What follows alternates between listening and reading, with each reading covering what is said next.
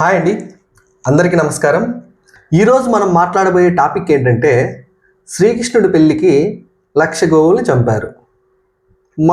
మనం చంపితే తప్పేంటి? అంటే ఇక్కడ నేనేమంటున్నానంటే ఇన్స్టాగ్రామ్లో ఒక వీడియో చూశానండి. సో అందులో అతను ఏమంటున్నాడో ఒకసారినండి. తిన్నాడు ఆయన. నేను మీకు ఆధారాలు చూపిస్తాను, ఎందుకంటే మళ్ళీ మీరు ఇబ్బంది పడద్దు. బ్రహ్మ వైరేత పురాణము శ్రీకృష్ణ జన్మ కాండము 105వ అధ్యాయము 61, 22, 63 శ్లోకాలు చదువుతూ రండి. 1,00,000 గోవులు, 2 లక్షల జింకలను వీటిని చంపవలను. కుందేలు 4 లక్షలు, తాబేలు కూడా 4 లక్షలు చంపవలను. 10 లక్షల మేకపోతులు, 40 లక్షల గొర్రెలు చంపవలను. మొత్తం కలిసి 61 లక్షల జంతువులను వీటన్నిటిని గ్రామ దేవతకు భక్తితో బలి ఇచ్చి వీని మాంసము నుండి వండి శ్రీకృష్ణుడు రుక్మిణి పిండి విందుకు ఏర్పాటు చేయవలను.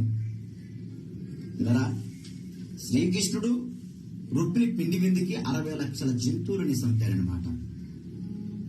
ఏమండి, 10 రూపాయల పుస్తకాలు, 5 రూపాయల పుస్తకాలు తీసుకురావద్దు. ఈ మనువాదులు ఏం చేశారంటే సత్యాలను దాచిపెట్టి మతాల మధ్య చిచ్చులు పెట్టి ఒకరికొకరు కొట్టుకొని చచ్చిపోతలు చేస్తున్నారు. మాత్రం వాళ్ళదే, ఎవరి స్వేచ్ఛ వాళ్ళదే. కానీ వేపనోళ్ళు తిన్నారని ఉంది, తర్వాత శ్రీకృష్ణుడు తిన్నారని ఉంది. ఇవన్నీ తెలుసు కూడా మీరు పొరపాట్లు మాత్రం చేయొద్దండి. మీ గ్రంథాల్లో ఉన్నాయి, నిజాలు తెలుసుకోండి. లేకపోతే గ్రంథాలు కొనుక్కొని చదువుకోండి. విన్నారు కదా హిందువులు. సో మీరు గ్రంథాలు చదివి తెలుసుకోండి, అంతేగాని మా దేవుడు గొప్ప, లేదంటే శ్రీకృష్ణుడు తినలేదు, ఇలా చేయలేదు అని అనకండి ఎప్పుడు బయటికి వెళ్ళి. సో శ్రీకృష్ణుడి పెళ్ళికి 1,00,000 గోవుల్ని చంపారు. ఏం నమ్మరా ఇంకా మీరు? ఒకసారి అతను చెప్పిందే ఆ రిఫరెన్స్ కూడా చూద్దాం. బ్రహ్మ వైవర్త పురాణము శ్రీకృష్ణ జన్మకండనము 105వ అధ్యాయము శ్లోకం నెంబర్ కూడా 60 నుంచి 62 వరకు, 60, 61, 62. సో అందులోని మీనింగ్ తెలుసుకుంటే అందులో క్లియర్గా ఏమని రాయబడి ఉందంటే, సో క్లియర్గా ఇందులో రాసిన 60, 61, 62 వీటి అర్థం ఏంటంటే 1,00,000 గోవులను, 2 లక్షల హరిణములను వీటిని చంపాలి. కుందేళ్ళు 4 లక్షలు, తాబేళ్ళు కూడా అన్నే చంపాలి. 10 లక్షల మేకపోతులు, గొర్రెలు వాని 4 చంపాలి. పర్వమందు గ్రామదేవతకు భక్తితో బలి ఇవ్వాలి. వీటి మాంసాన్ని వండి భోజనముకు ఏర్పాటు చేయవలను. ఇక్కడ ఇప్పుడైనా మన గ్రంథమే కదా, ఇప్పుడు కూడా ఇంకా మీరు నమ్మట్లేదా? ఎవరు ఏం చేయలేరండి బాబు, మిమ్మల్ని నమ్మాలి. మన గ్రంథాల్లో ఉంది కాబట్టి నమ్మాలి. చేశారు. కానీ ఇక్కడ ఒకటి ఉంది. ఇక్కడ ఈ మాటలు ఎవరితో అన్నారు? రుక్మిణీ మాతకి పెళ్ళిడి వయసు వచ్చిన తర్వాత భీష్ముకుడు, అంటే రుక్మిణీదేవి వాళ్ళ తండ్రి, ఆయన భీష్ముకుడు కుమార్తెకు పెళ్లి వయసు వచ్చింది అని చెప్పేసి మాట్లాడుతున్న సందర్భంలో రుక్మి అంటే ఎవరు? రుక్మిణీదేవి వల్ల అన్న, రుక్మిణీదేవి మాత వల్ల అన్న.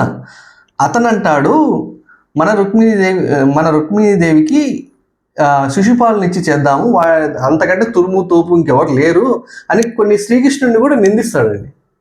అలా మాట్లాడుతూ తన పెళ్ళిలో ఏమేం పెట్టాలి విందుకు అని చెప్పేసి రుక్మి ఈ మాటలు అంటాడనమాట రుక్మిణీదేవి పెళ్లి కోసం. సో ఇది తెలియకోకుండా డైరెక్ట్గా శ్రీకృష్ణుడి పెళ్ళికే 1,00,000 గోవుల్ని చంపేశారు అని చెప్పేసి మాట్లాడేస్తున్నారు.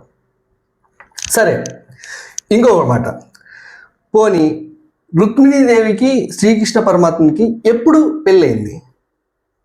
అదే బ్రహ్మవైవర్త పురాణము 108వ అధ్యాయము చూడండి ఒకసారి, క్లియర్గా చూడండి ఒకసారి.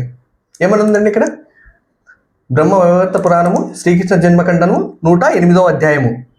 సో అక్కడ క్లియర్గా శ్రీ రుక్మిణి కళ్యాణము అని ఉంది. అంటే 108వ అధ్యాయం అంతా రుక్మిణీదేవి కళ్యాణం గురించి రాయబడింది. శ్రీకృష్ణ పరమాత్మకి రుక్మిణీదేవికి జరిగిన వివాహము.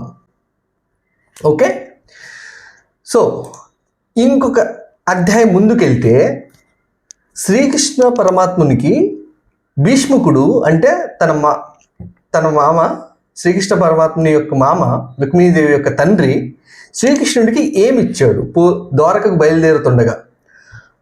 అప్పుడు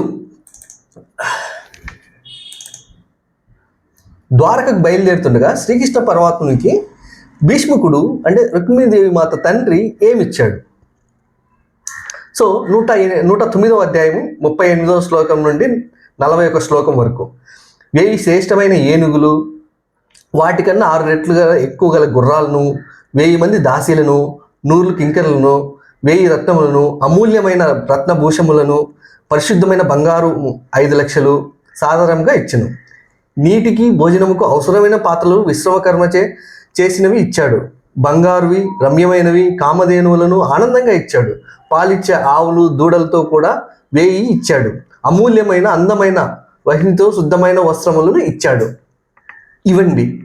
దాని తర్వాత వసుదేవుడు ఉగ్రసేనుడు దేవతలతో మనుదేవతలతో కూడా ఆనందంతో నిండిన ముఖము కలవాడే త్వరగా ద్వారకకు అభిముఖముగా వెళ్ళాడు. అంటే ఇవన్నీ తీసుకొని ద్వారకకు బయలుదేరాడు శ్రీకృష్ణ పరమాత్ముడు. సో ఇప్పుడు అర్థమైంది కదండి. ఇప్పుడు చెప్పండి, జ్ఞానం లేని హాఫ్ నాలెడ్జ్ వాళ్ళంతా మాట్లాడతారు. నేను ఎందుకు అంటున్నానంటే, జ్ఞానం ఉండే వాళ్ళని మామూలుగా మనం ఏమంటాం, అరే హాఫ్ నాలెడ్జ్, ఏదైనా తప్పు మాట్లాడితే హాఫ్ నాలెడ్జ్గా అంటాం. ఇక్కడ జ్ఞానం లేదు, అందులో మళ్ళీ హాఫ్ నాలెడ్జ్. ఏమనాలి వీళ్ళని? చదవరు, ఒక పాయింట్ తీసుకొస్తారు ఇదే అని చెప్పేసి. ఇప్పుడు కూడా ఇక్కడ నేను ఎందుకు మాట్లాడుతున్నాను అంటే,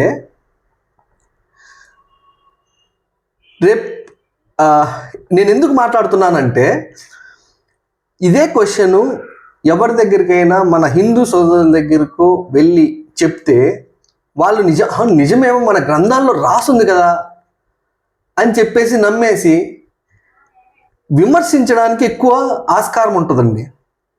సో మన గ్రంథాలు ఇక్కడ ఒకటి కాదండి. వేదాలు, పురాణాలు, ఇతిహాసాలు ఎన్ని ఉన్నాయండి?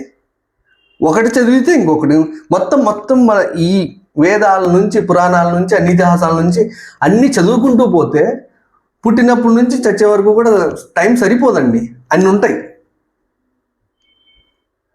ఇవన్నీ ఏమీ తెలియకోకుండా కేవలం ఒక వాక్యాన్ని పట్టుకొని వచ్చి అనేస్తే అయిపోతుందా? అసలు ఎవరితో అన్నారు కూడా తెలియాలి కదండి.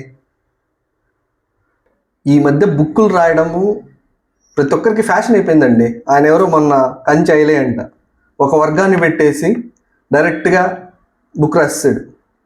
అది ఎంత తప్పండి? ఏదైనా సరే ఏ వర్గమైనా అండి అలా పేరు పెట్టి రాయడం తప్పే కదా. ఆలోచించండి. ఇక్కడ కూడా డైరెక్ట్గా హిందూ మతాన్ని ఉద్దేశించి ఆరగుండు సాంబశివరావు డైరెక్ట్గా రాసిండు ఒక బుక్కు. ఇది ఎంత తప్పండి? అంటే మాట్లాడే వాళ్ళు, ప్రశ్నించే వాళ్ళు లేరనే కదా మీరు ఇలా చేస్తుంది. దానికి కారణం వాళ్ళు కాదండి, మనమే. అంటే మన హిందువులు, మన హైందవులు ఎవరైతే ఉన్నారో వాళ్ళే కారణం దానికి. మన గ్రంథాల మీద మనకు పట్టు లేకపోవడం. మన గ్రంథాల మీద మనం పట్టు లేకపోతే హైందవ ధర్మం నశించిందన్నా కూడా ఆశ్చర్యపోవక్కర్లేదు. జై హింద్, జై భారత్.